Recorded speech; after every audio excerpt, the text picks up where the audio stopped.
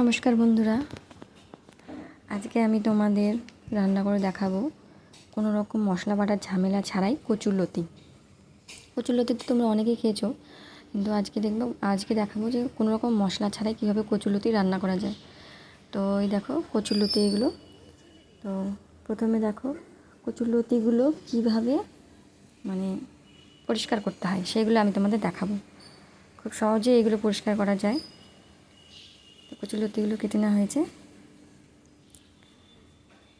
কচুরলতি অনেকেই পরিষ্কার করতে পারে না, তো আজকে আমি তোমাদের দেখাচ্ছি কীভাবে তাড়াতাড়ি পরিষ্কার হয়ে যায়। দেখো প্রথমে আমার শাশুড়ি বসে গেছে কচুরলতি পরিষ্কার করতে।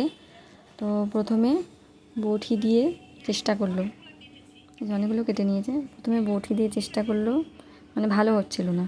তারপরে এই যে আলু ছোলারটা যে থাকে সেটা দিয়ে পরিষ্কার করলো, হচ্ছিল কিন্তু খুব একটা ভালো না। তারপরে এবার যে বাসন মাজার যে সিলভার স্কচ ব্রাইট থাকে, সিলভারের জুটগুলো থাকে, সেইগুলো দিয়ে এক ঘষাতেই দেখো কী সুন্দর পরিষ্কার হয়ে যাচ্ছে সিলভার জুটগুলো। এই দেখো একবার ঘষলো পরিষ্কার হয়ে গেল। তো খুব সহজেই এটা দিয়ে তোমরা পরিষ্কার করে নিতে পারবে, তাড়াতাড়ি হয়ে যাবে কচুরলতিগুলো পরিষ্কার। এইভাবে পরিষ্কার করে নেবে, তারপরে ধুয়ে নিয়ে এই দেখো প্রথমে কড়াতে তেল দিয়ে দেওয়া হয়েছে। এবার ফোড়ন হিসেবে দেওয়া হচ্ছে শুকনো লঙ্কা আর 5 ফোড়ন। শুকনো লঙ্কা 5 ফোড়ন দিয়ে এবার কচুরলতিগুলোকে আমি ছেড়ে দেব।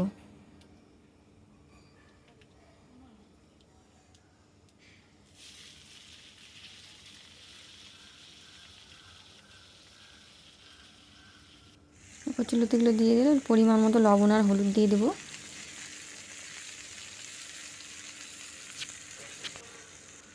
তারপরে একটু ঢাকা দিয়ে রেখে দিতে হবে।